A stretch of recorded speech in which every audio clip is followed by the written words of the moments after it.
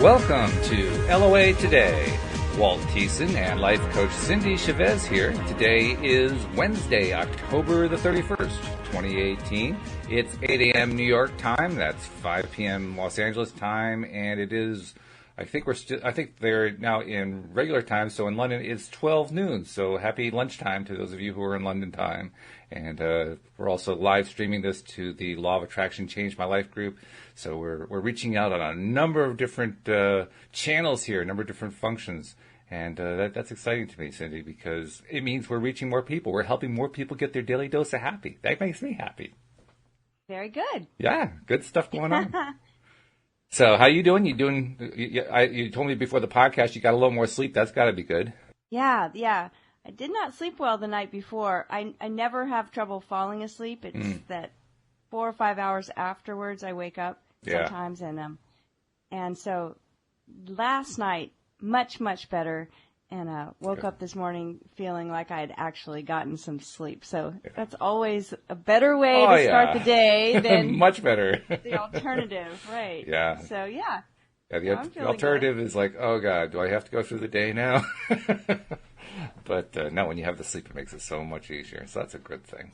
So we're continuing our conversation about Neville Goddard's book, Feeling is the Secret. And this is I guess the third.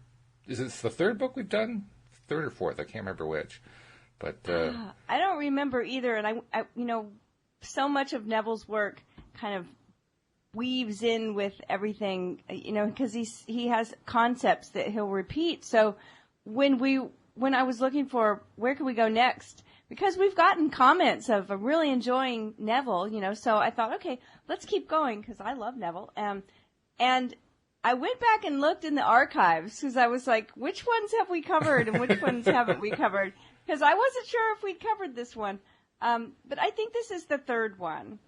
So what we did was we took some bits and pieces out of The Law and the Promise because he's got such great stories in that one, letters that people have written, but we haven't read the entire book. We've pulled out some testimonies, and then we'll have to do that one more completely sometime. Yeah. Right. So we did Awakened Imagination and Out of This World, and this one is Feeling is the Secret. Sounds about right. So, yeah. I remember we did last spring, I think it was, we did kind of a general retrospective on Neville without focusing on a particular book, but I think we drew from a couple different sources of his there. So right. Yeah. So Neville's gotten some love from us. Yeah. Oh, absolutely. Yeah. And I'm learning to appreciate him more and more, especially when you have the Neville decoder ring. That helps a lot. Yes. But I'm beginning to appreciate there's a lot of depth to the guy, and it's good stuff. So. It is. It's good stuff, and it's slightly different perspective occasionally from maybe what we get with Abraham Hicks. Right. It all does seem to. What's that saying? It all comes out in the wash. It does kind of seem like okay. This is very, very congruent with Abraham Hicks' teaching and most other New Thought or Law of Attraction teachings. But there are some little twists and turns in there and methods, and that's what I like about Neville is his ability to be very clear about a specific method. And so I know we've been practicing some of those, and that's been really great for me. I mean, I can just feel it. But you were talking about a movie. Yeah, it was actually recommended to me. Had some good information. Yeah, it was recommended to me by Louis D'Souza, who does the Monday morning podcast with me, called E-Motion. And I actually checked my library and found I could download it, which was really cool. I didn't know I could do that through the library. So with my library card, I got a download of the video.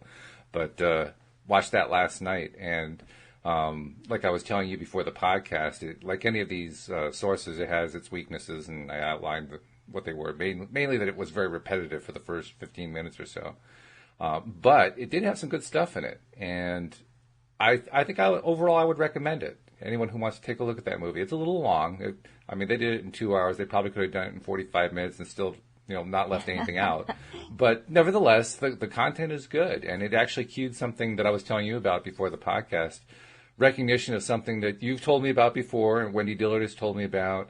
Others have mentioned too, the importance of when an emotion comes up that's not a good feeling emotion, not dismissing it, not putting it aside, but being ready for it and saying, hey, thank you for coming, and I'm ready to understand whatever the message is that you got to tell me, and let's dive into it and find out what it is so that I can help you dissolve and go away.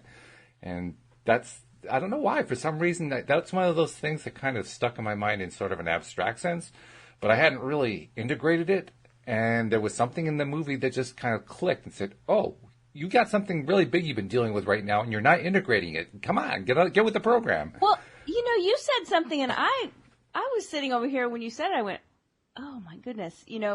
One of those things that's so easy to overlook, and that is when we have something in our life that we do on a regular basis, or that we've experienced, more than once and somewhat regularly, and it's something we don't like, or it's something that causes us to go, ugh, it's that time again. Yeah, right.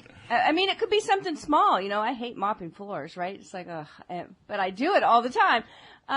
And so what you said was that, so, it's time to do this, and that emotion shows up again, and I just think I don't delve into it because, well, it's here because there's this thing I don't want to do. Yeah, pretty much. And it's so easy to let that be the reason without taking the next step of, delving into it. So, maybe it doesn't have to be like this. Maybe this doesn't have to be the thing I don't like to do. Maybe I can find a way to alleviate this. But we so often just think, ugh, this again. And, right? And when you said it, I was recognizing in myself, oh yeah, like that happens. Sure. And so, because we're talking about, because we're reading Neville and we're talking about feelings, and you brought it, and I didn't know there was that movie. I'd never heard of it, and I don't think I thought I really invented this, but I often will explain people emotion, energy in motion. Mm-hmm. I don't know if that's what they were saying because you said it's E-motion. I don't know. That was the theme, basically. Yeah, that we are all energy. Yeah. And that emotions need to move. Mm-hmm. So, like sadness often comes with tears. There's a response. And, I read an article once that our body builds up certain types of toxins. I kind of joke, we are just like a sack of chemicals, right? So our body builds up certain toxins that can only be cleared by crying. Mm. Those toxins get released in tears, and that is it. And it's like, how many people never allow themselves any tears? Oh, geez, yes. Right? And yet sadness, that's one of the ways sadness moves in the body. And so, I've heard it said about certain groups of people and how they grieve and mourn. And other groups, I heard someone say, have you ever been to a white person funeral? Everyone's stuffing down their feelings and barely sniffing and not moving and choking it down, right? But grieving and mourning, it needs to move through the body, and it does that often with keening and crying. And so every emotion has a way of moving in the body. It doesn't mean we have to get inappropriate or do anything that we're going to be sorry about, but I always make sure to make that disclaimer with anger, right? It's like there are appropriate ways to process anger. We can start with just saying, I feel really angry about this. Yeah. We don't have to throw things, yell, shoot anyone, Nope. Do anything violent. Nope. It doesn't have to be violent. And so, but if we let the emotions move, and I think that's what the E is, right? It's like energy in motion. It's like, so I'm really actually excited about this, even though I know it's going to take me maybe 2 hours to get 45 minutes of information. Well, you also mentioned sadness, and there was a really cool, I don't want to spoil the movie for you, but there was one really, really cool scene where the two names that I recognized in the movie were Neil Donald Walsh, who of course is the author of the Conversations with God series of books. Right. And also Dr. Joe Dispenza, who has a number of books out about the relationship between mind and body and all the different ways that our mind directly impacts the body and can be experimented with and tested with from a scientific perspective. And I think it was Dr. Dispenza who was telling this part, but I could be wrong. He was talking, whoever was doing this part of the presentation said, that you can do muscle testing, and I'm sure you're familiar with muscle testing, Yes. to basically indicate to yourself whether or not you have a strong positive emotional reaction to something or a negative reaction. And if there's a negative reaction, it's a clue that, okay, this is something you need to explore further. Well, he said not only does it work with humans, it works with animals. And as an example, they gave us an example of a horse who was lame. And veterinarians had been looking at the horse. They couldn't figure out why he was lame. There was no clear indication for it. So this practitioner, I think it was Dr. DePenzia, went to see the horse and set up a kind of a human chain to the horse so that he could do muscle testing with the horse. And what he did was he had his subject person, who kind of was the intermediary, holding his hand on the horse, I think on the horse's flank. And then the other arm he was using as the muscle testing. And so the person who was running the test, so to speak, would push down the guy's arm after he asked the question of the guy, and the signal of the question would get through to the horse by touching the horse. And he started asking the horse, why are you having this? Are you angry? No. Are you frustrated? No. Are you upset? No. Are you this? The whole list of negatives. He couldn't find it. Finally, he said, are you sad? And the answer came back, yes. Okay, so you're sad. What are you sad about?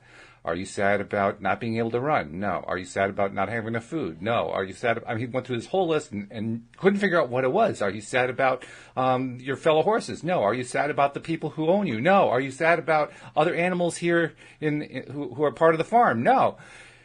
He was running out of ideas. He finally saw a bird flying by. He said, are you sad about birds? And the horse said, yes. What?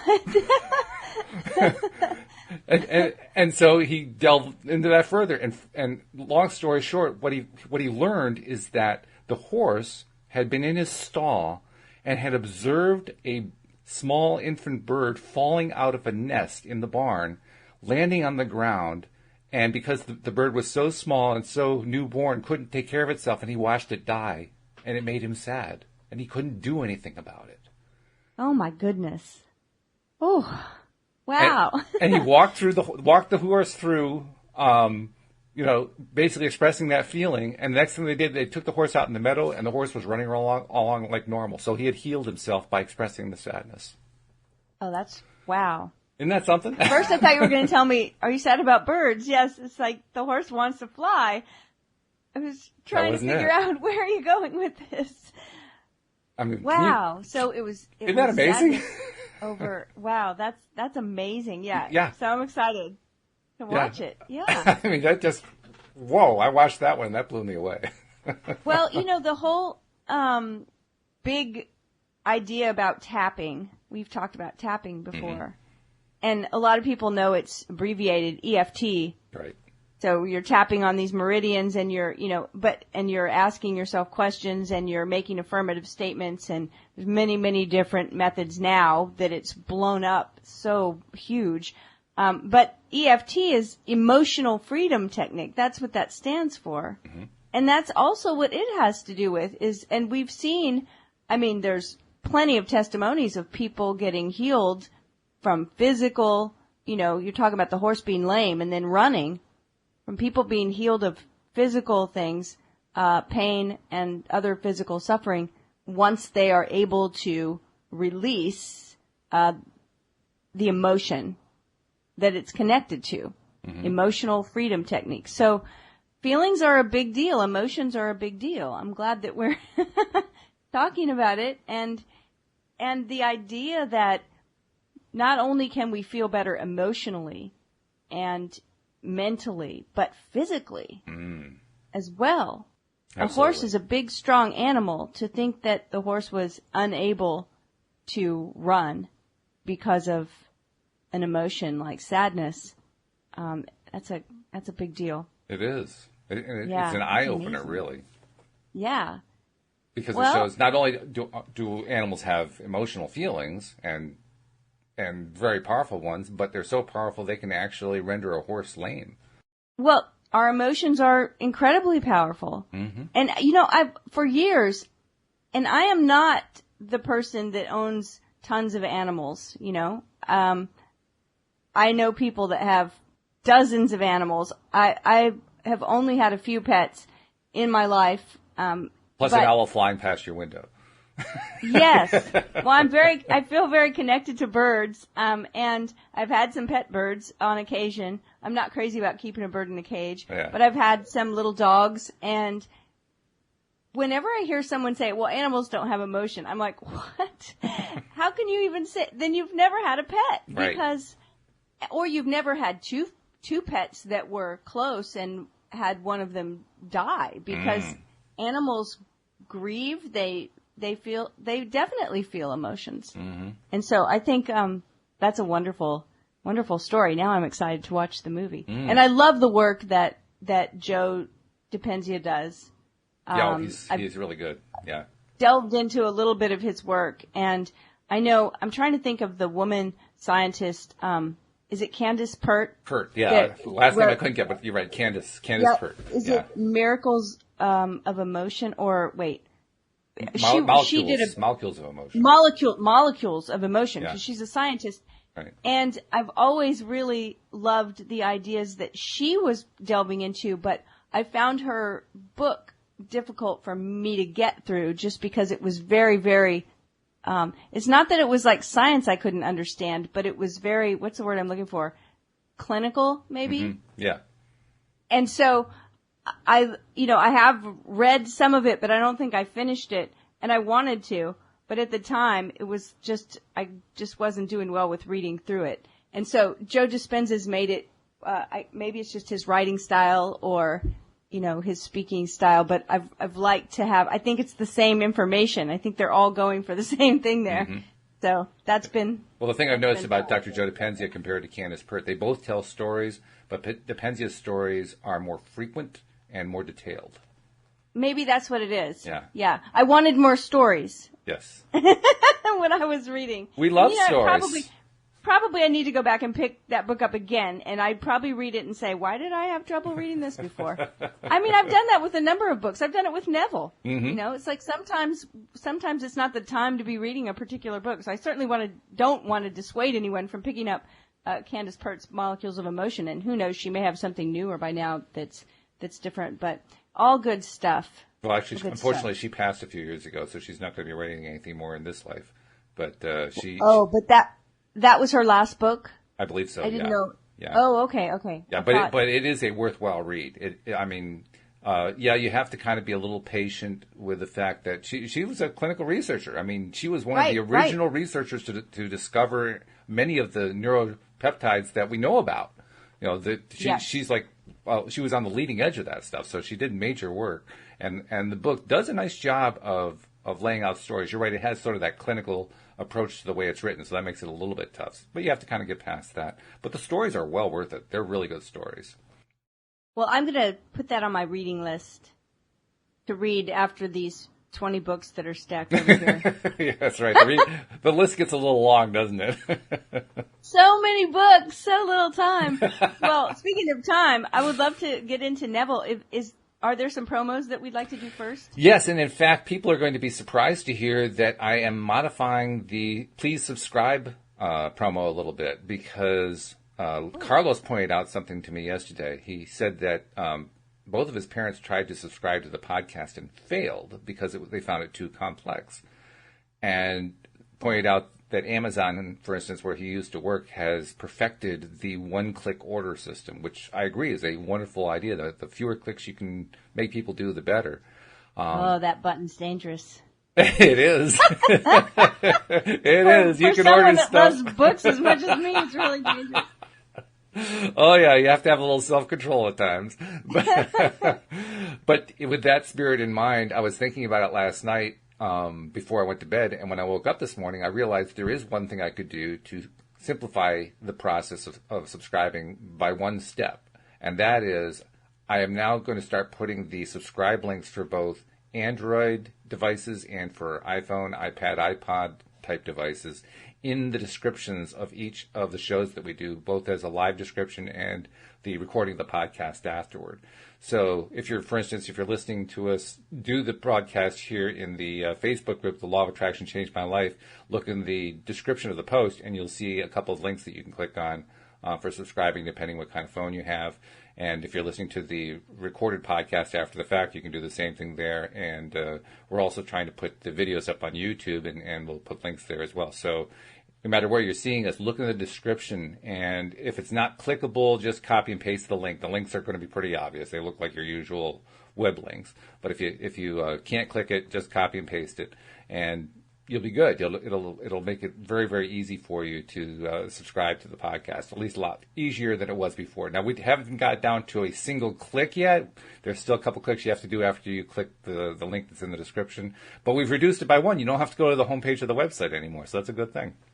Perfect. Yeah. Perfect. Well, it's getting better all the time. Yeah, that's right. It's improving every single day. And easier all the time, yeah. That's the whole idea. And we want to make sure that people give us a shout on social media somewhere. Oh, and yes. just say, I've been listening to LOA today. Or even you couldn't subscribe before, but you succeed in subscribing today. Let us know that too. That's a good thing, right? you know. Yeah. Oh, well, that would be great. Awesome. Yes. Well, we love it when you reach out and say hello and give us a shout.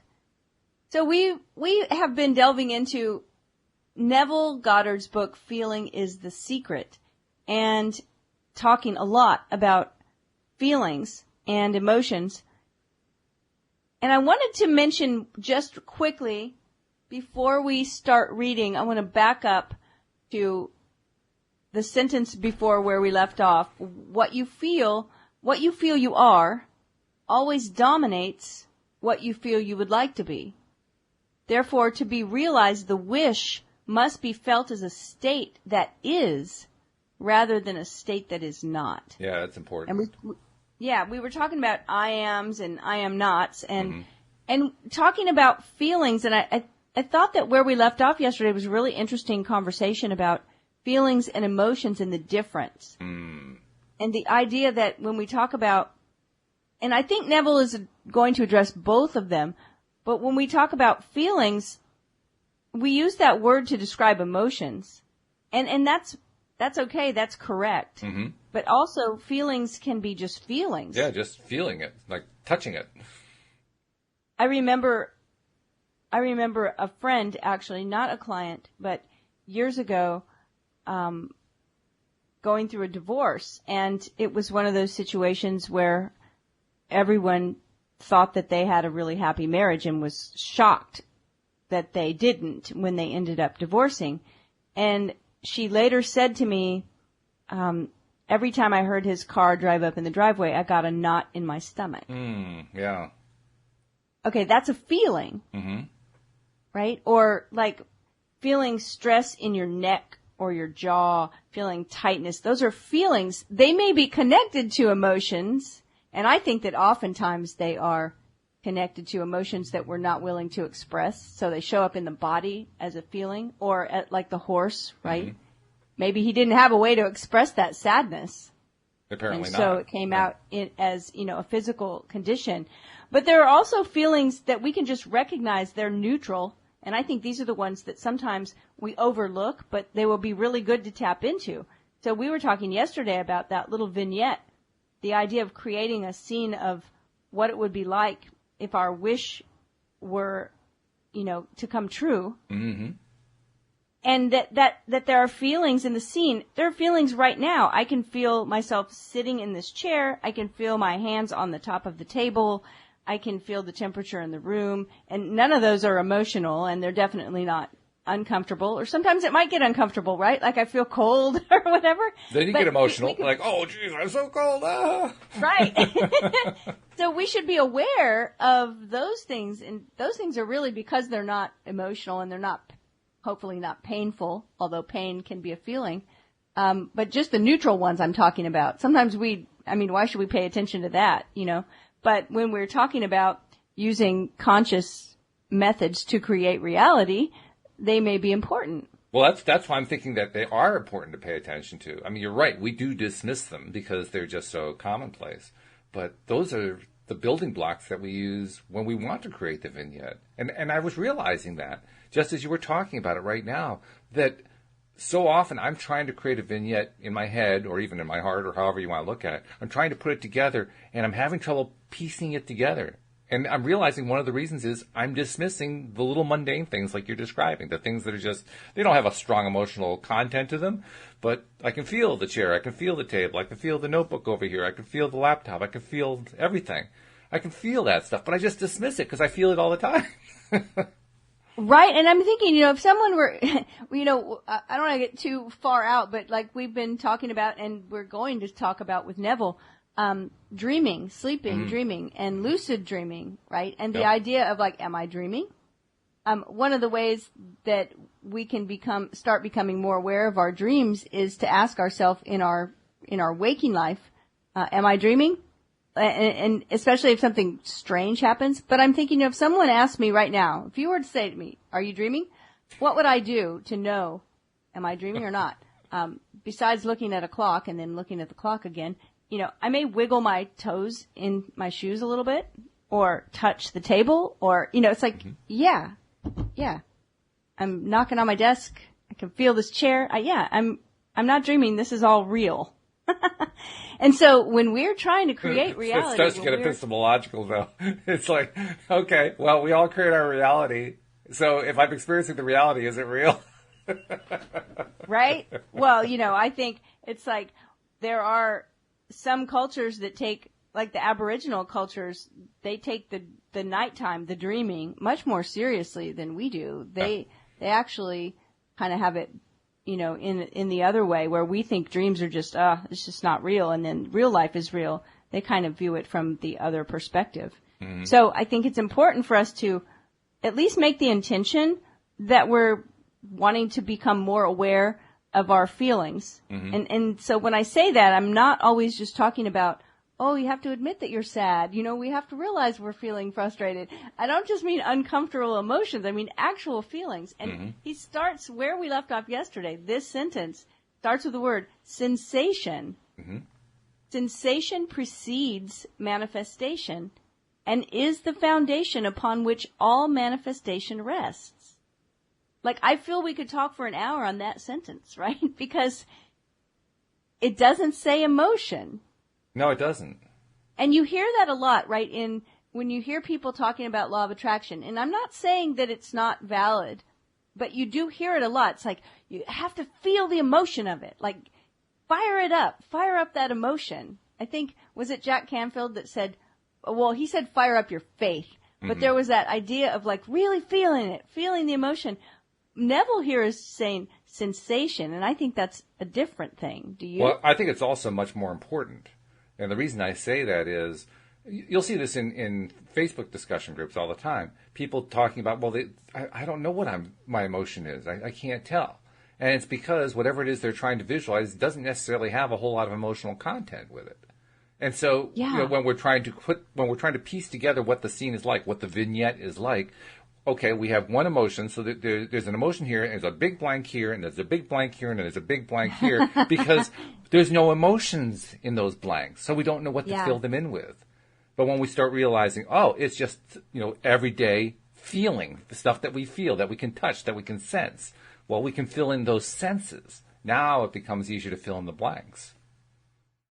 Yeah, this is like so amazing to me, because it's really a distinction from some of the other things that we hear. Yeah. And it's one of those things like we talked about this morning. It's so easy to overlook. Oh, God, yes. So easy to overlook the feeling of the floor beneath my feet. Mm-hmm. But when we think about Neville's example with his vignette, he talked about, there were two that I recall right off the bat. One of them was reaching out and shaking the hand of a friend in congratulations. Mm-hmm. So you're feeling the hand in your hand, and then the other one was walking up a flight of stairs. I mean, so you're feeling maybe the handrail in your hand. You're feeling your feet on the steps. He also talked about, just as an example one time, imagine there's a ladder in front of you. Right? Was that the last book? So he was telling the difference between, he said, imagine watching yourself climb up a ladder. Then he said, imagine the ladder's right in front of you, and imagine you're climbing it. And it's so different because you're reaching out and holding on to the ladder with your hands, and you're going up the rungs with your feet. So this is all just sensation. But it's also reminding me that because we take the sensations of life for granted so often, we actually discount them. And it makes me realize we need to spend more time appreciating our senses. I mean, our senses are wonderful. They give us tremendous information that most of the time we're processing the information, but we're forgetting where we got it from, you know? But we can smell things, we can taste things, we can see things, we can hear things, we can touch things. Those are really pretty cool things to be able to do. To be able to see, touch, hear, smell, and taste. I mean, that's amazing stuff. And yet we take it for granted. Well, maybe we should stop taking it for granted. A practice that I started doing years ago is, and I will say I haven't been doing it lately because I've been doing the Neville practice, but it certainly doesn't have to be exclusive. And it only takes a second, but that was as I was falling asleep or, when I was getting ready for bed at the end of the day and turning the light off, shutting my eyes, I would think back on my day and I would think of something that I appreciated, for each of the senses. Like I heard a particular, maybe I heard someone, had a phone call and heard the voice of somebody I loved, and maybe I smelled some flowers and I tasted something, and, I would go through all 5 senses, which it takes 10 seconds. But what I noticed, and I made a rule for myself because at the beginning, every night when I did it, I would feel my little Maltese puppy's fur, and I would smell the coffee, and I would taste chocolate. You could really tell what was important to me because every night it was the same story. And so I made a rule for myself. I was like, okay, it has to be different. It has to be different every night. You can't come in here and be thankful for the same 5 things that you've touched and tasted and smelled, and it has to be different. And so what I noticed happening maybe a week into it is that somebody had sent me roses, and there were a big bouquet of roses on the table, and as I walked through the room and leaned down to smell them, I said, "Ooh, this can be the smell for tonight." Oh. And it hit me that all of a sudden in my daytime life, I was becoming very aware I was collecting sensations for the nighttime meditation, right? Sure. I was like, oh, okay, I've got that down. And so my senses started, my awareness of what I was hearing and tasting and seeing and smelling and feeling really opened up. It's like suddenly I was paying attention. And I think it's a wonderful exercise. And I really believe it played into my ability to manifest things. It's a good idea. I mean, there's nothing wrong with having the same things over and over again, but you don't want to just stay there because you're not going to grow if you're doing that. And that's what you recognize, which is wonderful to recognize. And then you found this really cool way to start tying other things in. It's a good idea. I like it. Yeah. So, you were talking about the importance of not overlooking, and this is one of the ways that we can do that. It doesn't take very much time, right? Yeah. So, okay, so let's dive into Neville. Neville says, sensation precedes manifestation and is the foundation upon which all manifestation rests. Be careful of your moods and feelings, for there is an unbroken connection between your feelings and your visible world. Your body is an emotional filter and bears the unmistakable marks of your prevalent emotions. Emotional disturbances, especially suppressed emotions, are the cause of all disease. That needs an underline right there. Mm-hmm. To feel intensely about a wrong without voicing or expressing that feeling is the beginning of disease, dis-ease, in both body and environment. Do not entertain the feeling of regret or failure for frustration or detachment from your objective results in disease. That's a confusing sentence, that last one, the way it's phrased. Do not entertain perhaps I read it wrong. Do not entertain the feeling of regret or failure for frustration or detachment from your objective. Can you read it in a way that it makes better sense to you? Yeah, I'm looking at it. I'm trying to do exactly what you're trying to do. Let me see if I can do it. Do not entertain the feeling of regret or failure for frustration or detachment from your objective results in disease. Yes, there you go. Yeah. You have to read it just the right way, otherwise it doesn't make any sense. Yeah, you need a comma, right, exactly. Yes. So, frustration or detachment from your objective. And what's interesting is that I see that when we're disappointed, and we push it away and don't delve into it so that we can clear it, that causes us to be detached, right? And that results in disease. So think feelingly. That's an interesting word. Think feelingly only of the state you desire to realize. Feeling the reality of the state sought and living and acting on that conviction is the way of all seeming miracles. All changes of expression are brought about through a change of feeling. And when he says expression here, I believe he's talking about manifestation, not facial expression. He's talking about reality being expressed. Do you read it that way? I'm not sure. You've got me wondering about it. Mm-hmm. All changes of expression are brought about through a change of feeling. A change of feeling is a change of destiny. All creation occurs in the domain of the subconscious. What you must acquire, then, is a reflective control of the operation of the subconscious. That is, control of your ideas and feelings. I like this phrasing here about a reflective control. You know, it's not a pushing down control or shoving back in the corner control. True.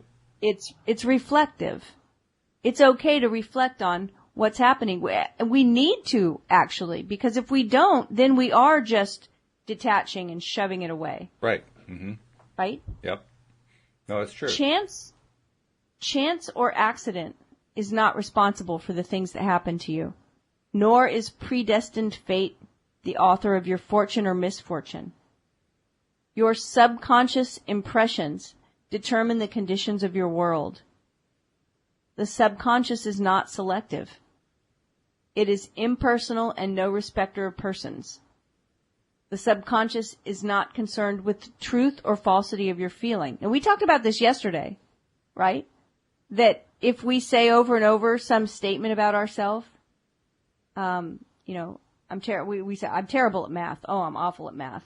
I've never been good at math. We hear that a lot. Or we hear, I'm terrible at remembering names. Oh, I never remember a name. Right. I can't remember names. If we tell a story like that, our subconscious does not judge it. It just says, okay. Yep. Oh, thank you for the information. I don't have to remember. I'll commit that one to memory, guaranteed. Right. So the subconscious isn't concerned, right? Sometimes if you make a statement like that, you may have a friend, right, that hears you or your spouse or someone say, well, that's not true. You're good at math. Why do you say that? Or that's not true. You remember names all the time. You reminded me of what so-and-so's name was the other day. Which usually but results in... Our subconscious does not. Well, usually results in a dismissal, like, oh, no, I don't. So even though it was pointed out to you that you're good at it, you say, no, I'm not really good at it. And so you just reinforced it again. But so other humans often are concerned with the truth or falsity of something we feel or something we say, right? But the subconscious isn't concerned with it. It just says, okay, all right, we can do that. It always accepts as true that which you feel to be true. Feeling is the assent of the subconscious to the truth of that which is declared to be true. I think that's pretty spot on. Because of this quality of the subconscious, there's nothing impossible to man. Whatever the mind of man can conceive and feel is true, the subconscious can and must objectify. Your feelings create the pattern from which your world is fashioned, and a change of feeling is a change of pattern. He's expressing a view of subconscious mind that is very similar to the one that other people in the field, so to speak, subscribe to. It was a major part of the movie, E-Motion, that the subconscious mind is the storage mechanism. In fact, some of the presenters said it was actually the body where the subconscious mind stores stuff. And you see this a lot. You see this idea of the subconscious mind as being kind of like a database where all this data is stored. And then, certain data is rewritten based on new input and so forth. But it's just, like you said, it's just receiving the information saying, yep, okay, yep, got it, okay, got it, over and over and over again. And I'm not sure how much of it is actually metaphor and how much of it is physical. I mean, is the physical body really where the subconscious mind is stored? I'm not really sure. I mean, maybe you have an idea about that. But the same theme plays out over and over again. I keep seeing it over and over from different gurus, from different experts, from everybody in the field. They're all looking at it the same way. Well, and you were saying yesterday, and we use this often, right? We use the computer analogy for people and for our brain. And, you were talking about like the hard drive where the information is just stored. Right. And, now we may try to run a program and realize that it's full of bugs, but the hard drive just doesn't. It doesn't say, hey, there's something wrong with this program. No, a bug from a hard drive's point of view. Until we try to execute it, then we realize, oh.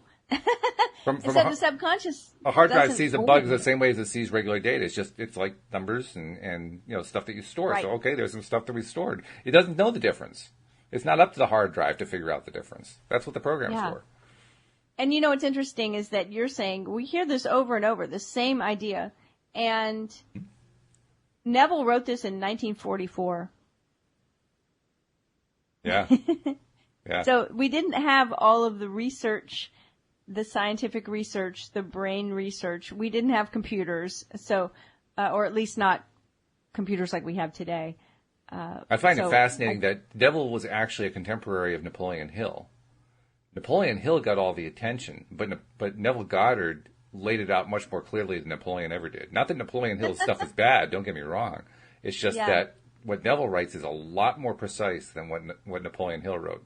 Napoleon Hill's favorite thing to say was, I don't have to explain this to you. If you know what I'm talking about, it'll be obvious to you. I mean, he didn't say it exactly that way, but that was the message. Okay, everyone who understands this stuff is going to get it. I don't have to tell them. Neville says, I got to tell you. He really did kind of say it that way. He did, right? yeah. It was over and over. It's like, I'm not going to tell you. You're just going to get it. Yeah. It's like, wait a minute. Hey, tell me, stop! Neville's like, I'll tell them. Yep. I'll tell them. But he's the one who got ignored. That's what's so mind-boggling about it. Oh, well. Napoleon Hill said, you go ahead and tell them. They're going to ignore you. Anyway.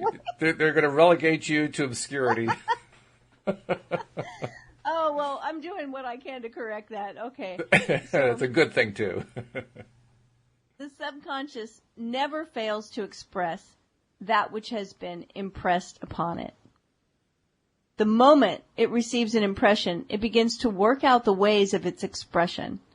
It accepts the feeling impressed upon it, your feeling, as a fact existing within itself, and immediately sets about to produce in the outer or objective world the exact likeness of that feeling. The subconscious never alters the accepted beliefs of man. It outpictures them to the last detail, whether or not they are beneficial.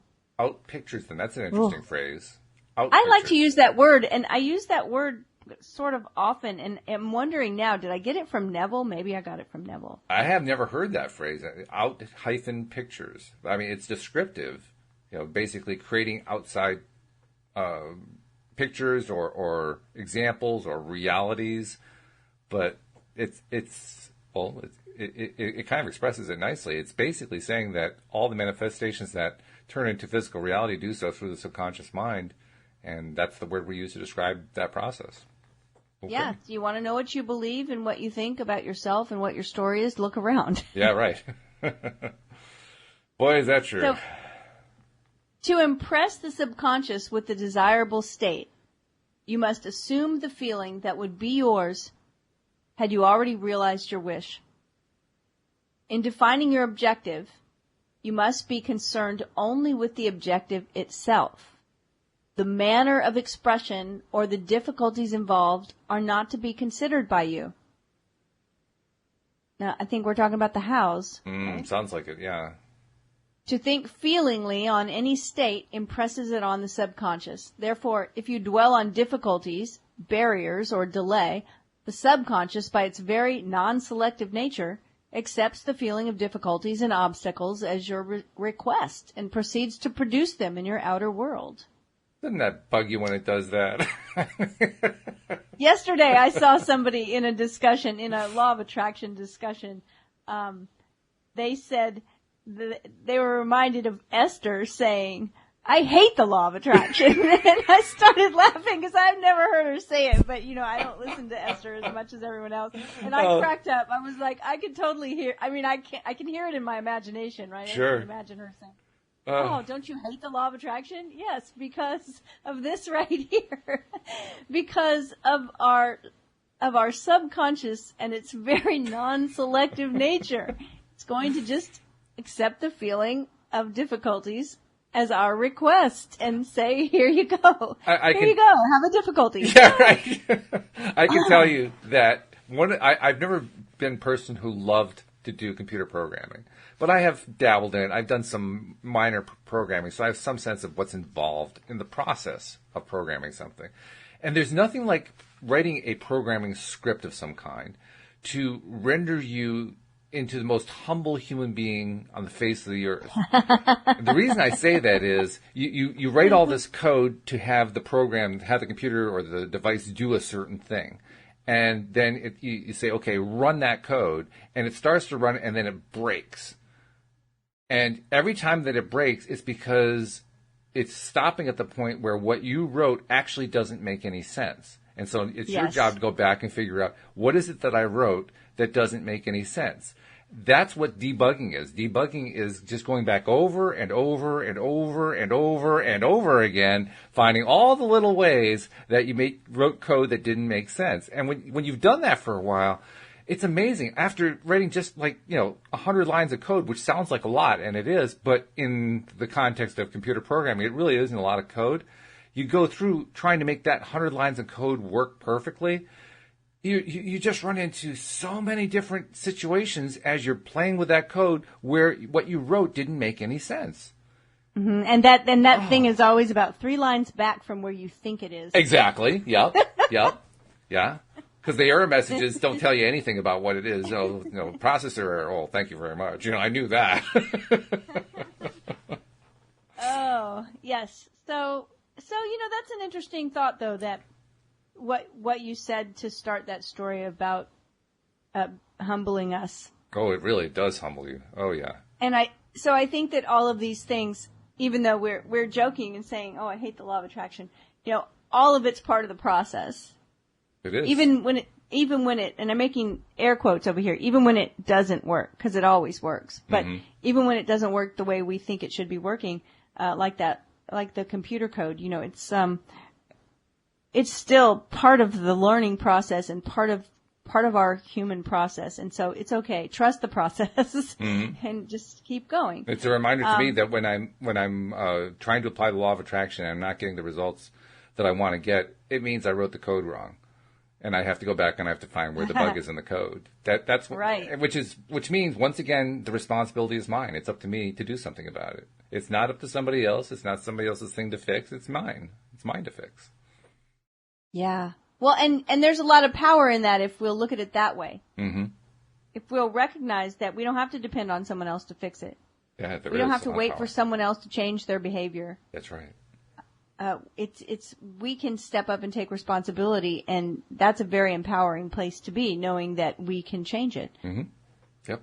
Okay, so Neville says the subconscious is the womb of creation. It receives the idea unto itself through the feelings of man. It never changes the idea received, but always gives it form. Hence, the subconscious outpictures the idea in the image and likeness of the feeling received. To feel a state as hopeless or impossible is to impress the subconscious with the idea of failure. That's something we definitely don't want to be doing. But it's also how you write buggy code. That's an example of it. That's how you write a code that doesn't work the way you wanted it to. It produces a result that was different from what you had in mind. Does that mean you should ignore it? No, it just means that's what you wrote. Right, and we realize that, this particular idea about hopelessness or something being impossible, I always want to address that right away whenever I see it in a client or whenever I see it in myself. Because we can't create anything from hopelessness. No, well, nothing that we want anyway. Yeah, except just more reasons to feel hopeless. Exactly.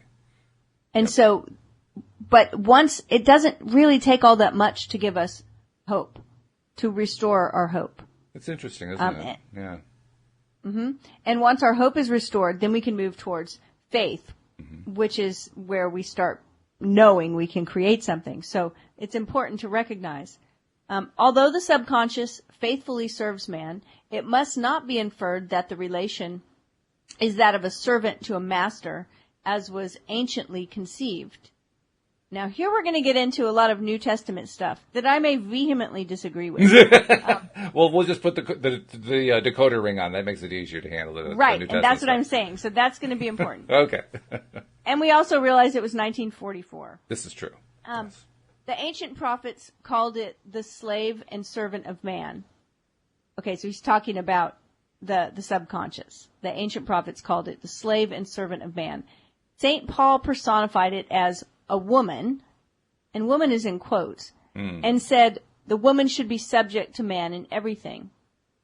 The subconscious does serve man and faithfully gives form to his feelings. However, the subconscious has a distinct distaste for compulsion and responds to persuasion rather than to command.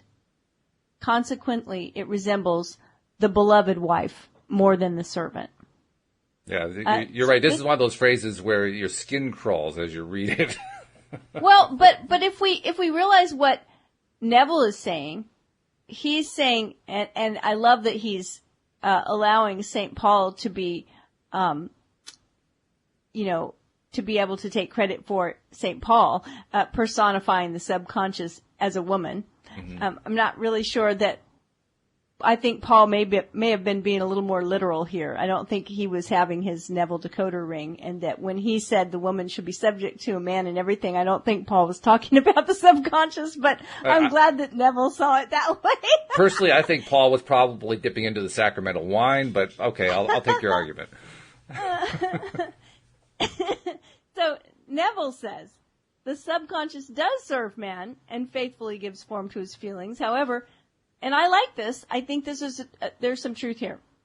The subconscious has a distinct distaste for compulsion and responds to persuasion rather than to command.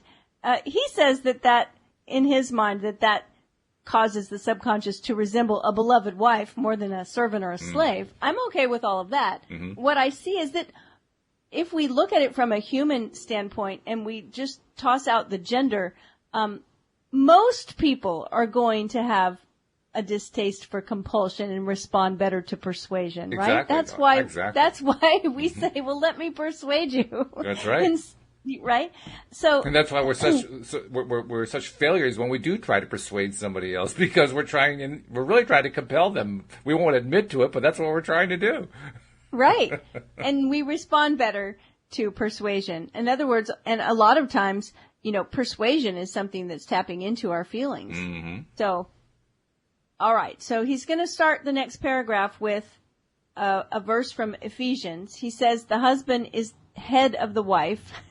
I'm just imagining someone that's just tuning in, like, I'm never listening to that woman again. This is like a Pablo Picasso. I'm imagining this Picasso piece with literally a head, the husband head on the wife is like, well, what the heck is this? So I love that Neville goes to say, that may not be true of man and woman in their earthly relationship. Right. But it is true of the conscious and the subconscious, or the male and female aspects of consciousness. The mystery to which Paul referred when he wrote, "This is a great mystery.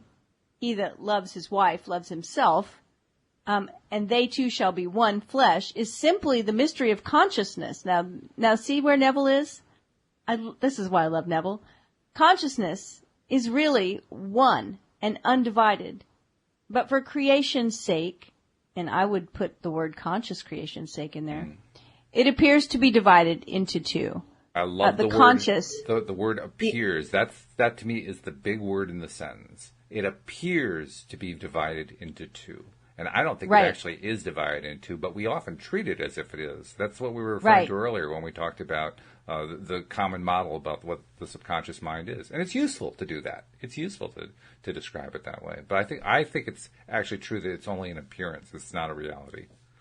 Yeah, and he says consciousness is really one. Mm-hmm. It's undivided. Yeah. But for creation's sake, it appears to be divided into two. Right. The conscious, objective, or male aspect truly is the head and dominates the subconscious, subjective, or female aspect. However, this leadership is not that of the tyrant, but of the lover. So by assuming the feeling that would be yours, were you already in possession of your objective, the subconscious is moved to build the exact likeness of your assumption.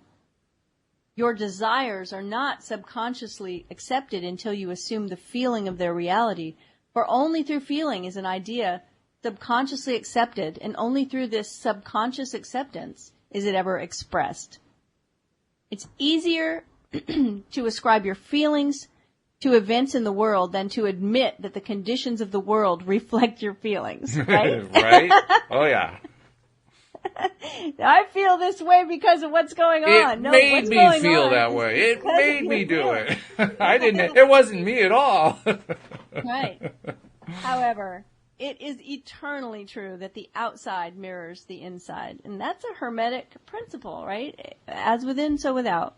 Oh, and then he says, as within, so without. Oh, there it is, yeah. As above, so below. As below, so above. As within, so without. As without, so within. Correspondence is the second of the 7 principles of Hermes Trismegistus. Oh, my gosh, he's like quoting Hermes now. I'm really revved up. A man can receive nothing unless it's given him from heaven. And the kingdom of heaven is within you. Nothing comes from without. All things come from within, from the subconscious. It's impossible for you to see other than the contents of your consciousness. Your world, in its every detail, is your consciousness objectified. Objective states bear witness of subconscious impressions. A change of impression results in a change of expression. The subconscious accepts as true that which you feel as true. And because creation is the result of subconscious impressions, you, by your feeling, determine creation. You are already that which you want to be. And your refusal to believe this is the only reason you do not see it. To seek on the outside for that which you do not feel you are is to seek in vain, for we never find that which we want. We find only that which we are. Now he's quoting the Talmud, but he doesn't say it. In short, you express and have only that which you are conscious of being or possessing. To him that hath, it is given. Denying the evidence of the senses and appropriating the feeling of the wish fulfilled is the way to the realization of your desire. Mastery of self-control of your thoughts and feelings is your highest achievement. That's something to put on a Post-it note and stick on your desk. It's true. Mastery of self-control of your thoughts and feelings is your highest achievement. However, until perfect self-control is attained, so that in spite of appearances, you feel all that you want to feel, use sleep and prayer to aid you in realizing your desired states. These are the 2 gateways into the subconscious, and that's where we'll pick up next time. That's good. That's the end of the chapter, but yeah, it draws a nice line there. And I love 4 or 5 paragraphs back. It says, you are already that which you want to be, and your refusal to believe this is the only reason you do not see it. And that's exactly what I know I've been wrestling with since I started learning about the law of attraction. But it's true, but nevertheless, for various reasons, I keep resisting it. I keep learning different ways to put the resistance aside over time, but that's it. That's the battle right there. Yeah. Oh, I really love this book. Well, then we're going to continue it. Not this afternoon. This afternoon, we're going to do a guided meditation that we're going to be live streaming to the Law of Attraction Change My Life group on Facebook. So you want to tune into that. But we'll definitely pick this up next week and go down to chapter 2 of the book. So, yeah, good stuff. Before we go, Cindie, how does somebody reach out to you as a life coach? They can reach out to me on my website, cindiechavez.com, CINDIECHAVEZ. I'd love to hear from you. There we go. All right. Well, then I will talk to you this afternoon when we do a guided meditation. Yeah, I'm looking forward to it. I am as well. We hope that you'll join us as well next time here on LOA Today. Goodbye, everybody. Bye, everyone.